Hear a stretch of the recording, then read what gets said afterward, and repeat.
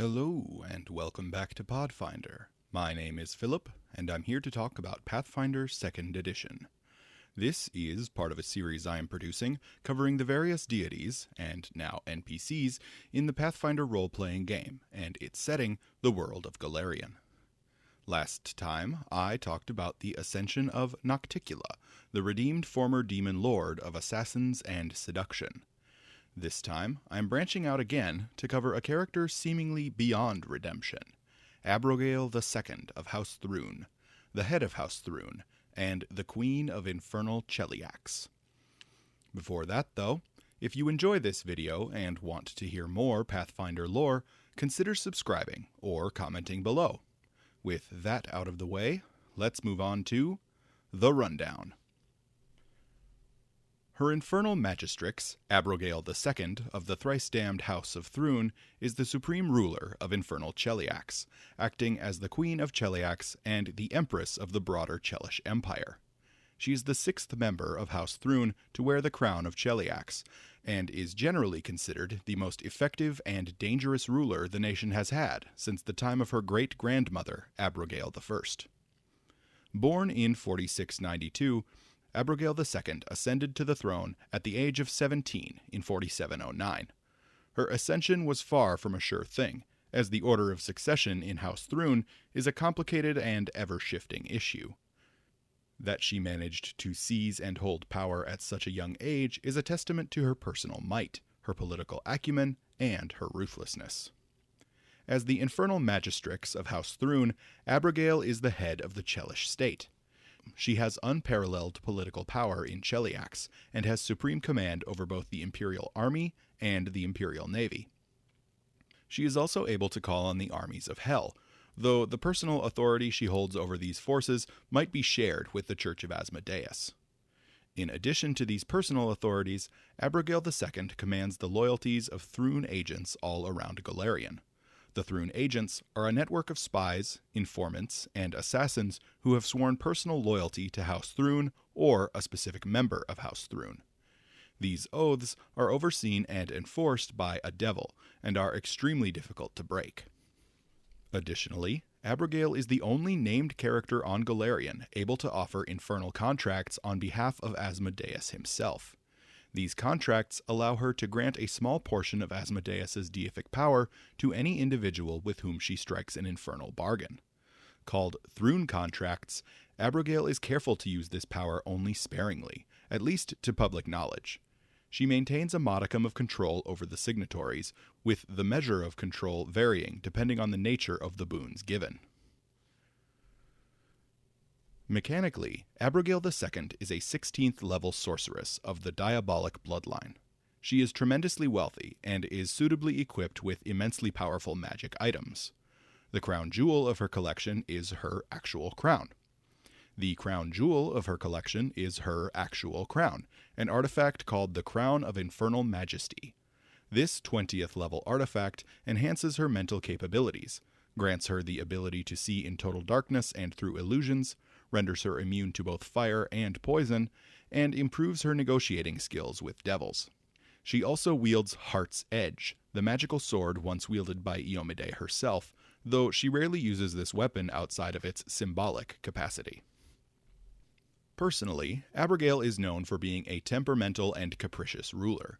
She is somewhat immature, and is known to change her mind on a whim. With her absolute control over the state, this manifests as royal decrees and edicts being difficult to predict and being rewritten or entirely voided at the drop of a hat. If this seems to contradict her relative success at obtaining and maintaining power, it should. Much of Abrogail's public-facing personality is a carefully crafted facade intended to make her political rivals and challengers underestimate her. One aspect of her personality which is unquestionable is her capacity for sadistic cruelty. She is known to punish her most hated enemies with petrification, turning them into statues, then putting them on prominent display in the royal palace. She makes sure to place these statues in heavily trafficked walkways, ensuring that everyone in the palace is constantly reminded of the fate which awaits them if they displease the queen. It's worth noting that, while the Infernal Magistrix is the Chelish head of state, she is not the head of the Asmodean Church. Oddly, Abrogail II holds no formal position in the church. Diabolism, and specifically Asmodean diabolism, may be the state religion, but the Church of Asmodeus and the Chelish state are two legally distinct entities, with clear lines of separation between the two. While the church and the state are often aligned, the interests of the state and the interests of House Thrune have been known to conflict with the church on occasion. It's also worth noting that the Hell Knights of Cheliax are also not under Abrogail's direct control or authority.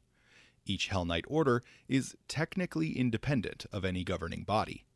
Most of the orders still maintain an alliance with Cheliax due to their emphasis on the importance of law and order, but some go so far as to treat agents of the Chelish government, and members of House Thrune in specific, with hostility and suspicion. The Order of the Scourge, the order devoted to sniffing out corruption based near the capital city Golarion, is one such order. Since so much of why Abrogail is who she is tied to her family history, this video will also serve as a history of House Thrune. Unfortunately, the history of House Thrune is a hotly contested topic on Golarion. Or should I say, it's hotly contested outside of Cheliax. Within Chelish borders, House Thrune helpfully publishes official national history books, so all citizens can understand their national history and the pivotal role that House Thrune played from the very beginning. Never mind that new editions are printed every few months, and that old editions are relentlessly collected and burned by the Hell Knight Order of the Rack. The earliest record of any member of House Thrune dates back to the founding of Cheliax as an independent nation. In 4081 AR, Aspex the Even-Tongued, the governor of Cheliax under the Taldan regime, declared the province of Cheliax an independent nation. By organizing the local Taldan legions beneath him, he drove out the distracted Taldan loyalists, then went on to seize the territories of Isger and Galt in what would become known as the Even-Tongued Conquest. During this time, he named Olivia Thrune as the Duchess of Central Cheliax. Olivia was his greatest general and an accomplished devil-binder, and Aspex attempted on more than one occasion to abdicate his throne in favor of her. She refused every time, however, declaring that House Thrune would not take the reins of the nation until the people of Cheliax truly needed them. Interestingly, the only source which has ever mentioned Duchess Olivia Thrune is the official history book of the Chelish government, the aptly named Glorious Nation of Cheliax, the certified most accurate and complete history of the greatest empire on Golarion. It is currently on its 126th edition. After that, House Thrune was generally quiet in Chelish politics until the end of the Everwar 400 years later, in 4410 AR. With the vast territorial gains in Multhune and near Mathas, as well as the treasures pillaged from Varisia and Belkzen and the new alliance with Nidal, all manner of opportunities for power and influence appeared. House Thrune, under the leadership of the charismatic Lieutenant Olivia Thrune, and now known primarily for its exceptionally clever and effective lawyers and bureaucrats, began to study the infernal legal structure of Hell to become even more effective. This allowed them to successfully maneuver themselves into a position of relative prominence over the next 2 centuries. And yes, the head of the house at this time was also named Olivia. She was named for that famous ancestor, the Duchess, the one who was definitely real and totally existed. With the death of Eredin in 4606 AR, the political situation in Cheliax exploded. Civil war erupted, and for the next 30 years, House Thrune contested with its fellow noble houses for military supremacy. After 30 years of war, the leader of the house, Abrogail Thrune I, struck a bargain with the Hell Knight orders of the Scourge, the Chain, the Gate, and the Thorn. Abrogail was both clever and realistic. She knew that she would need further support to finally end the war and seize power. Putting all of her considerable legal expertise to use, she locked herself away for days, then emerged and traveled to the Winter Grove, an ancient summoning circle deep within the Barrowwood Forest. Here she summoned a servant of Asmodeus and produced the fruits of her labor, a contract. After intense negotiations, Abrogail gained the support she needed. In 4639, at the Battle of the 100 Kings, House Thrune faced overwhelming odds. They were outnumbered and outfunded. facing a naval force which dwarfed their own by many times. But then the armies of hell arrived. A host of devils laid waste to House Thrune's enemies, bringing a swift and brutal end to the fighting. Within 1 year, Abrogail was crowned her infernal Magistrix, Queen Abrogail I. So, what happened? In short, Abrogail sold her soul. Asmodeus guaranteed that Abrogail would take the throne, and her family would receive the backing of Hell's armies. In exchange, Abrogail's soul would be bound to Hell upon her death, with no chance for escape. And Abrogail's soul wasn't the only one up for grabs. Asmodeus demanded that the souls of all Thrunes be bound to Hell as well, and the children of House Thrune would be educated and trained solely by devils provided by Asmodeus himself. The only way a member of the house might escape having their soul damned to Hell would be to renounce the family name and live in exile, giving up any claim they once held on the power, influence, and prestige the name of Thrune carried. These bindings, the selling of Abrogail's own soul and the selling of the souls of her entire family, were the two damnations, and House Thrune would be known as the twice-damned House of Thrune for nearly a century as a result. Another stipulation of this infernal contract was the establishment of diabolism, and the Church of Asmodeus in specific, as the state religion in Cheliax, leading the nation to be referred to as Infernal Cheliax to this day. So, what happened to Abrogail I? She went on to reign for over 30 years. She was aided in her efforts by the pit fiend Gorthoclek, who was gifted to House Thrune by Asmodeus as part of the infernal bargain. Abrogail was beloved by the people for having brought an end to the war, and her reign is looked back upon with fondness by the citizens of Cheliax to this day. Her rule ended when her own son, Antoninus, assassinated her in 4672 AR, and thus began the series of strange deaths which followed the rulers of Cheliax for almost 40 years. Antoninus ruled for only 2 years before dying due to an underprepared poisonous fish. Officially, this death is considered an accident, but come on. He was succeeded by his cousin, Terthul, who ruled for 8 years before he vanished without a trace. Terthul's niece, Carelia, took the throne next and ruled for 14 years before she drowned under mysterious circumstances which were never properly investigated. After Carelia came her cousin Infrexus, whose reign lasted 13 years, and ended when he fell into the Adivian River in winter and was lost under the ice. That brings us to 4709 AR and the rise of Abrogail II.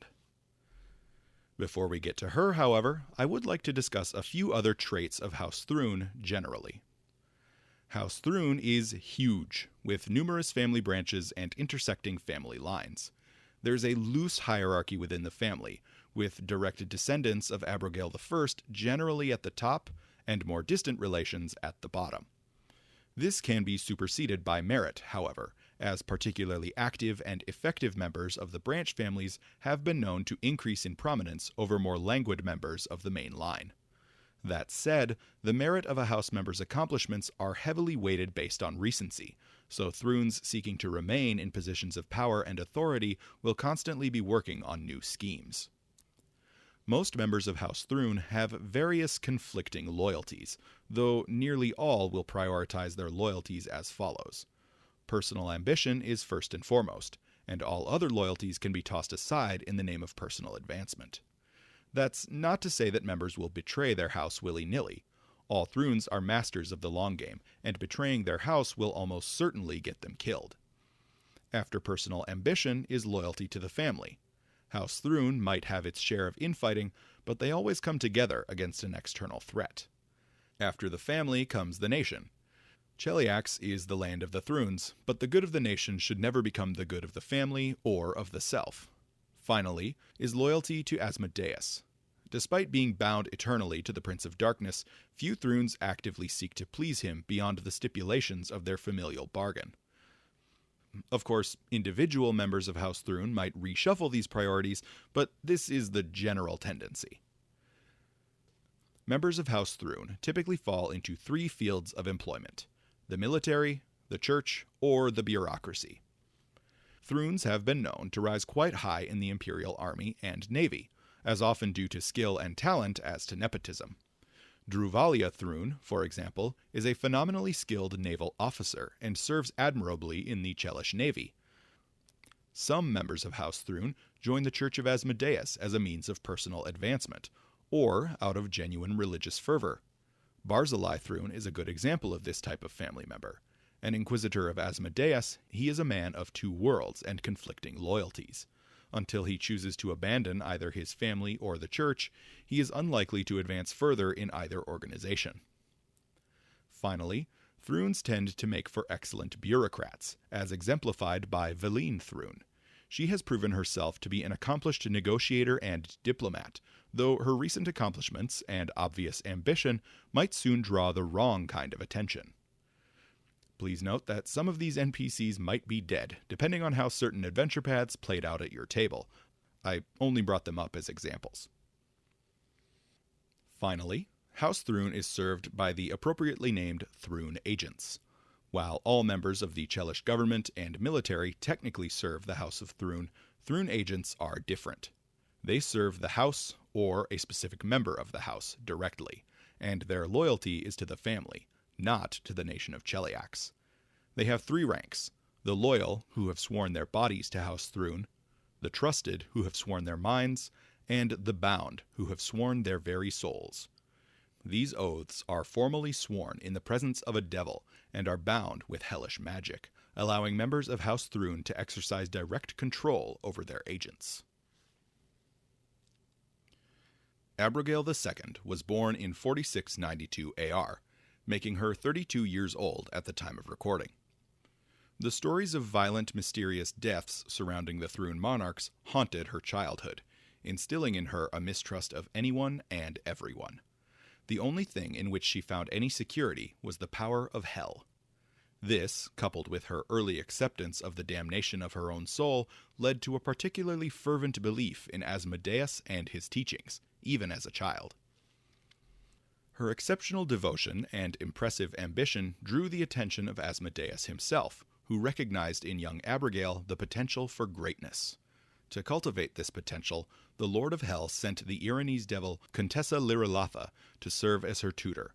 Under the Contessa's watchful gaze, Abrogail soon flourished, displaying natural talents for social manipulation, politics, and magic.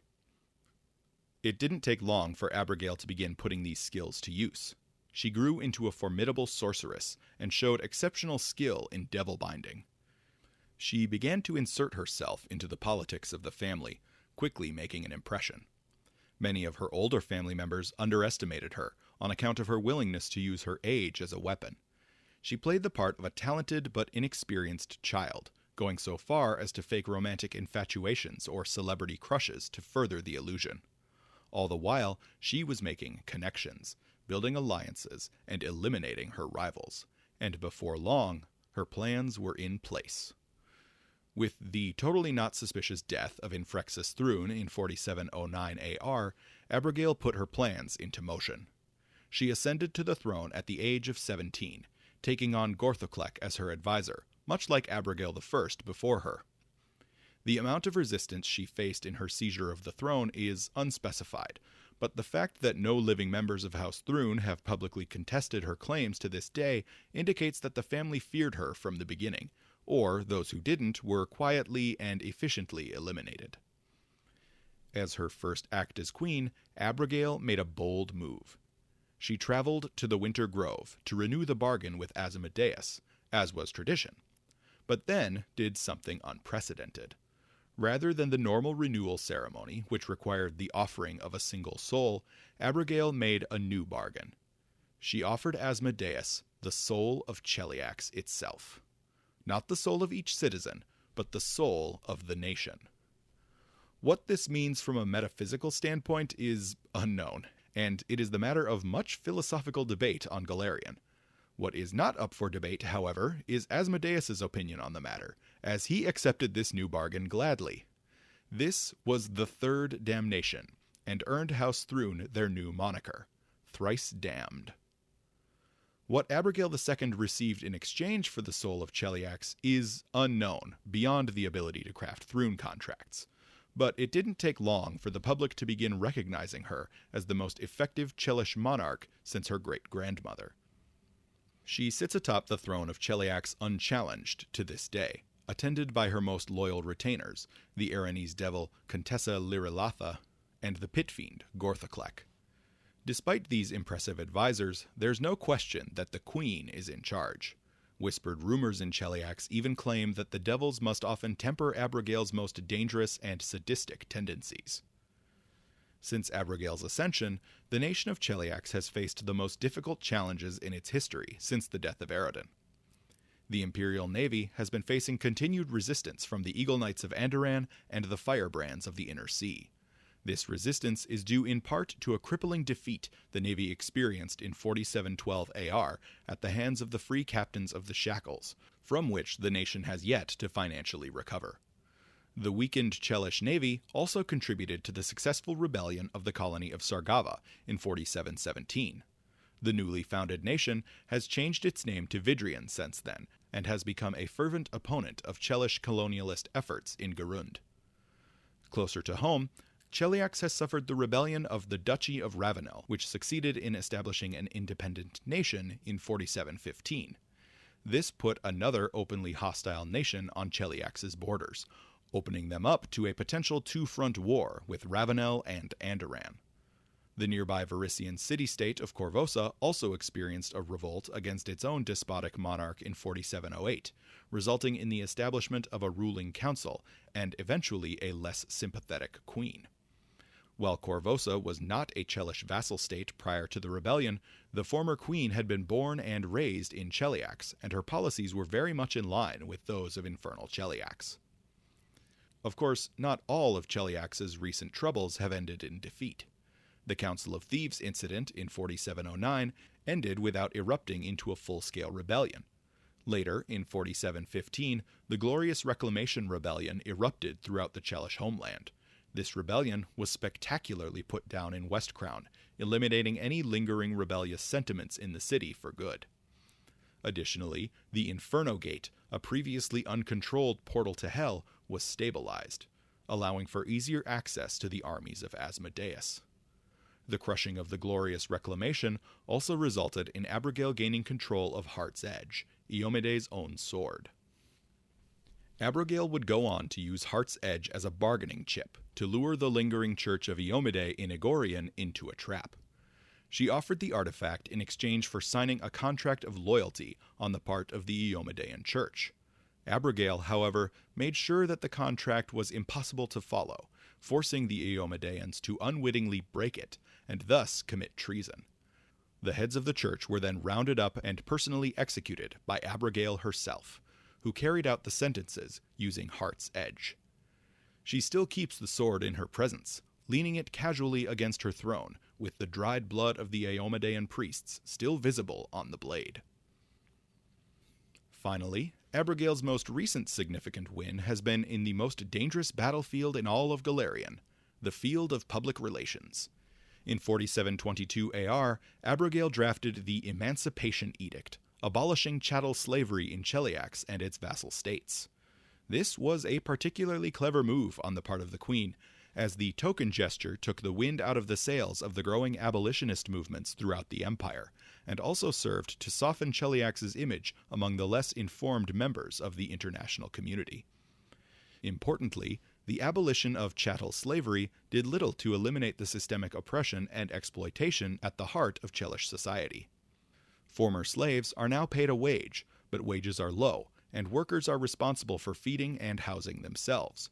Those who were in power before are still in power now, and the mistreated minorities, especially halflings, strix, and Nephilim, are still treated as second-class citizens and barred from any meaningful advancement. For more inspiration on this lovely topic, look up the American South under Jim Crow. As unpleasant as she is, Abrogail has no shortage of followers and sycophants. She looks down upon those who would seek to win her favor through cheap flattery or meaningless gestures, and so enjoys tormenting her court with constantly shifting moods, temperamental outbursts, and absurd challenges and games issued to any followers who are getting too uppity. Despite this, Abrogail II has a few notable allies who she relies upon regularly and trusts to do their jobs effectively. The most obvious of these allies are her advisors, Gorthoclek and Contessa Lyrilatha. These advisors may be loyal to Asmodeus first and foremost, but Abrogail trusts in the ironclad nature of her bargain with the Lord of Hell, and so knows they will serve her with unquestioned obedience.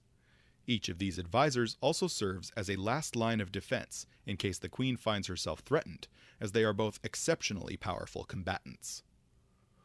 On the topic of powerful combatants, Abrogail has recently employed the services of an offshoot branch of the Grey Maidens of Korvosa. This band of mighty warriors, led by Qualin's Rakmirol, made their way to Cheliax after the death of their patron, Queen Iliosa, in 4708. They offered their services to House Thrune in exchange for a place to call home while they rebuilt their strength. Abrogail accepted their offer, naming the sisterhood the Irenes Company and officially adopting them into the Chelish military. Since then, Irenes Company has become something of a special forces unit for the Queen, a tool she can employ when circumstances call for discretion and brutal efficiency. Queen Abrogail also frequently employs the Red Mantis assassins, who have served her effectively for years. The Red Mantis aren't especially loyal to Abrogail in specific, but she understands the rules of their order, and understands the value of paying them well and treating them with respect. While Abrogail could, in theory, count on her family for support, she recognizes that any family member capable of serving her effectively is a rival for power, and would likely seek to replace her as a monarch, given the opportunity. As a precaution against this, Abrogail has made the issue of succession one of particular confusion and contention. She has re-emphasized the recency bias at the core of Chelish courtly intrigue, forcing her potential successors to constantly one-up each other with increasingly bold political or military maneuvers to grab and maintain favor. This method has practically guaranteed that a succession war would break out if she were to die. Finally, Abrogail has several persons throughout the Inner Sea region bound by Thrune contracts, a type of infernal contract which only Abrogail can offer in Asmodeus's name. These contracts guarantee certain benefits to the signee in exchange for varying degrees of control over their lives by the contract holder. The terms of these contracts are not up for negotiation, as Abrogail drafts them prior to offering them, then ensures that the potential signees are trapped in no position to bargain before offering the deal. One signee in recent years is the singer and socialite Maestro Quendel Strikerunner of the Warriors Opera House in Egorion. The young artist signed away her ability to utter anti-Thrune lyrics in exchange for a supernatural sense of the artistic and social trends in Chelish society.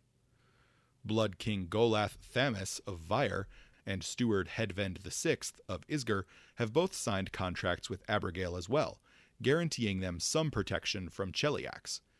Each of these signees has ceded a substantial portion of personal autonomy to the throne, however, and Abrogail is unlikely to loosen her grip on these important figures anytime soon. Understandably, Abrogail II has no shortage of enemies and rivals, both politically and personally. In Cheliax, and particularly in Egorion, Lictor Toulon Vidocq of the Hell Knight Order of the Scourge has been publicly leading investigations into House Thrune and Abrogail specifically. Vidocq believes that Abrogail has directly contributed to at least a few of the rebellions and challenges facing Cheliax in recent years, in a bid to consolidate further power for herself and her house. Abrogail considers Vidocq to be little more than an arrogant upstart, poking his nose where it doesn't belong. She has contacted Blood Mistress Jacqueline of the Red Mantis about eliminating the Lictor, and Jacqueline has publicly announced that certain persons opposed to the throne will be targeted in the coming years. The leader of the Asmodean Church in Egorion and Cheliax more broadly is Grand High Priestess Aspexia Rugaton. Her authority is unquestioned throughout the Empire, except for the members of House Thrune. On the rare occasions where the Thrunes and the Asmodean Church disagree or come into conflict, Aspexia is the person with whom Abrogail must face off. For her part, Aspexia doesn't restrict herself to the management of the Midnight Temple. she makes a habit of involving herself and the church in matters of politics, ensuring that House Thrune must always take her into account. A bit further from home, the current Supreme-Elect of Andoran, the clever and charismatic Andira Marasek, despises Cheliax and its queen. Since having been elected, Andira has taken an aggressive stance toward Infernal Cheliax, refusing to extradite criminals back to Cheliax and openly supporting various insurrectionist or rebellious groups within the Empire. For her part, Abrogail reciprocates Andira's hatred, and has positioned armies along the Andorani border in a blatant intimidation tactic. Finally, Abrogail II faces many potential rivals within her own family. As mentioned before, one of these might be Abrogail Thrune, the young up-and-coming diplomat and bureaucrat. Abrogail has been attracting a lot of attention and favor of late, but this could very easily backfire if she is unable to convince Abrogail of her undying loyalty. Additionally, a mysterious figure has been lurking in the shadows of Chelish high society. This man claims to be Infernal Thrune, the former monarch of Cheliax who survived his apparent death. The man's ultimate goals are unknown, though he has thus far been careful about who knows his apparent identity. It is unclear if Abrogail is aware of his existence. For GMs interested in incorporating Abrogail II or other members of House Thrune into a campaign, here are some additional ideas.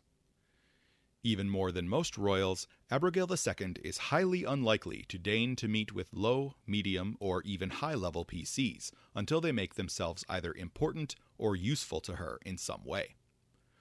The rigid societal hierarchy of Cheliax is held up partially by the sheer unapproachability of the Thrune family, and in particular, the Infernal Magistrix. The easiest way for potential allies to gain an audience with her would be to perform some notable act of service for her personally, or Cheliax more generally. These acts would need to be fairly substantial, things like putting down a rebellion, rescuing a particularly important Thrune cousin, or locating some long-lost document or artifact. Even then, PCs would likely need to have attained some sort of rank or position signifying trust or reliability on their part. This might include becoming a sworn Thrune agent, showing promise in the Chelish military or among the Hell Knights, or serving dutifully in the Asmodean Church. Until the PCs are suitably useful or important, the closest they would likely come to interacting with her directly would be through several layers of bureaucracy and middlemen. PCs who are enemies of House Thrune are even less likely to make direct contact with Abrogail, as she is surrounded by layers of functionally impenetrable defenses. Only enemies she wishes to personally question, torture, or execute, or maybe all three, are likely to interact with her personally. Another opportunity might be if the PCs are added to the retinue of a particularly important diplomat or courtier who has a personal invite to the palace. This might be an opportunity for PCs to get a view of the Infernal Magistrix early on in their adventuring careers, before they might otherwise get access to someone so important. The only time where Abrogail might be found without her retinue and security with any regularity is on her annual journey to the Winter Grove, to make the necessary sacrifice to renew the family's Asmodean bargain. Abrogail likely teleports to the edge of the Barrowwood Forest, but I could easily see her having to travel by foot or horse after that, due to some archaic stipulation in the original contract, or due to some strange magic of the forest itself. Regardless, I could see a GM using this as an opportunity for PCs to see Abrogail torn away from the carefully controlled life she has in the capital. Depending on how you want to play her, this could be a chance for you to offer the PCs a glimpse into her psyche. Is she all business? Does she eagerly seek the chance to chat with Asmodeus's representative again? Does she secretly dread these meetings? Is she uncomfortable on the road through the forest? There are plenty of opportunities to offer a glimpse into her character. As for how the PCs might become involved in this event, they might be recruited as some of the elite guards who accompany the Queen on her journey. Adversarial PCs might use this opportunity to attempt an ambush, having taken advantage of the various plot hooks surrounding the Barrowwood to avoid detection until they can spring their trap. Note, however, that Abrogail will still be accompanied by Gorthoclek and the Contessa, both of whom are immensely powerful. On the lower level side of things, it might be fun for PCs to stage a rescue mission involving one of the petrified victims which Abrogail uses as a statue in her palace. This mission might involve undoing the petrification, then smuggling the person out of the palace. Players would likely need to figure out which statue is the person they want, meaning plenty of scouting and infiltration. They would also need to determine what magical protections were on the statues, and how to dismantle them before they could reverse the petrification. Finally, they would need to figure out a way to replace the statue in such a way that it wouldn't be immediately discovered, then quickly make their escape from the palace complex. So that's it. That's her Infernal Magistrix, Abrogail II, of the thrice-damned House of Thrune, Queen of Infernal Cheliax, and Empress of the broader Chelish Empire. She is among the most dangerous and intimidating of the mortal villains in the setting. Her family is a nest of vipers straight out of Game of Thrones, and they present a rich opportunity for storytelling. Cheliax is the ultimate evil empire, perfect for all your rebellion-having needs. And next time, I'll be discussing one of the deities who might just inspire some of those rebellions.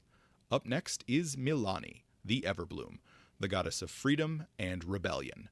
See you next time.